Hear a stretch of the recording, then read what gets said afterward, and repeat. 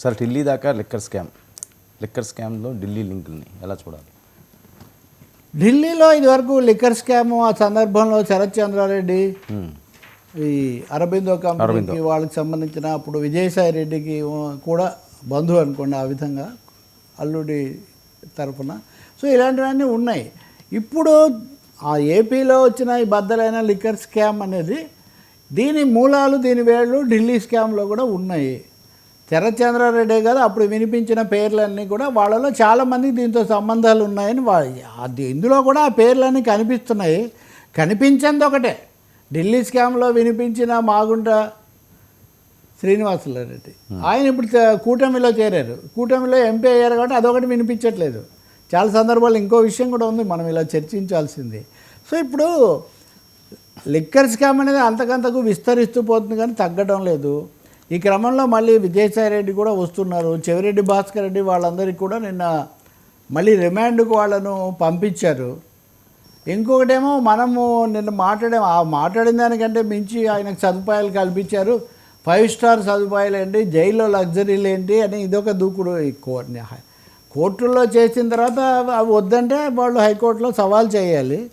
రెండోది కోర్టుల్లో కూడా కొంతమంది విషయంలో మరి అంతకుముందు ఎందుకు రాలేదు, ఇప్పుడు ఎందుకు వచ్చాయి, అదే రాజమండ్రి జైలు, అదే అధికారులు, అవే కోర్టులు కదా, ఇలాంటి ప్రశ్నలు కూడా ఉత్పన్నమవుతాయి. ఈ లిక్కర్ స్కామ్ ఢిల్లీ లింకులు కూడా వచ్చిన తర్వాత కేంద్రము లేకపోతే ఈడీలు సిబిఐల పాత్ర ఏంటనేది కూడా వస్తుంది. వైసీపీ వాళ్ళు మటుకు అదే కథ కొనసాగిస్తున్నారు. మీ హయాంలో జరిగింది మేము ఆపాం, మేము సేల్స్ తగ్గించాం, మేము లాభాలు ప్రభుత్వానికి వచ్చేవి మేము పెంచాం, అవేవో ఆ లెక్కలతో సహా వాళ్ళు ఒకసారి కోర్టులో సమర్పించుకుంటే అయిపోతుంది కదా, బయట వాదించుకునే కంటే.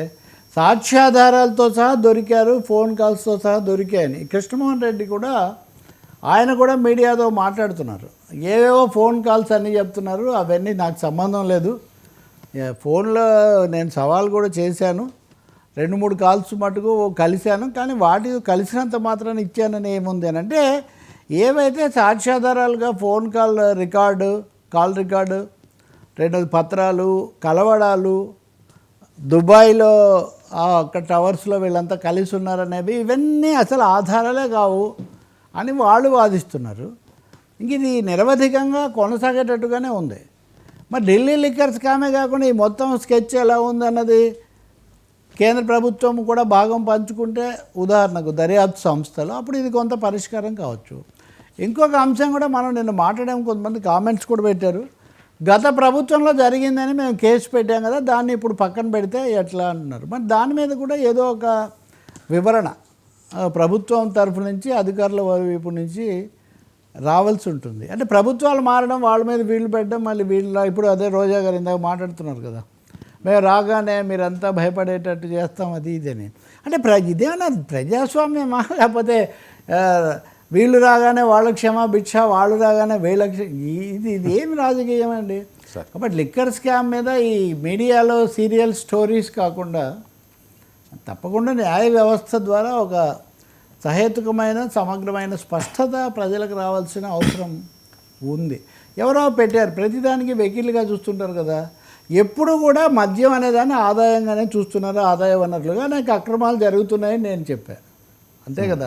గతంలో ఉంది, ఇప్పుడు ఉన్నాయి, హెచ్చు తగ్గులు కానీ వెంటనే అంటే ఎప్పుడు ఉండేదే వదిలేయమంటారని. ఎప్పుడు ఉండేదే అంటే దాని అర్థం ఏంటి, సీరియస్గా తీసుకోండి, దాన్ని ఎప్పటికప్పుడు లాజికల్ ఎక్స్టెన్షన్ ఏంటి అన్నది కూడా దాన్ని ఎస్టాబ్లిష్ చేయండి అని. దాన్ని వదిలిపెట్టేసి ఈ ఒక భాగమే మేము నొక్కుతామంటే అది కుదరదు కదా.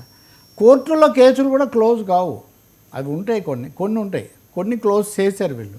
క్లోజ్ చేయడానికి కారణాలు ప్రజల ముందు పంచుకోవాలి కదా. కాబట్టి రాజకీయానికి పాలనా వ్యవస్థకు తేడా రావాలి. ఢిల్లీ దాకా ఇది ఉంది అన్నది మటుకు తీవ్రమైంది. ఇది విజయసాయి రెడ్డికి ఎఫెక్ట్ కూడా కొంచెం ఎక్కువగా ఉంటుంది. ఆయన తప్పుకోలేదు, ఆయన తప్పించడం లేదు, వీళ్ళు ఆయన మరింతగా ఇరికిస్తున్నారు అన్న వెర్షన్ కూడా ఇక్కడ వినిపిస్తుంది. ఇక ఢిల్లీలో ఏదైనా చేస్తే ఆయన చేయాల్సిందే కదా.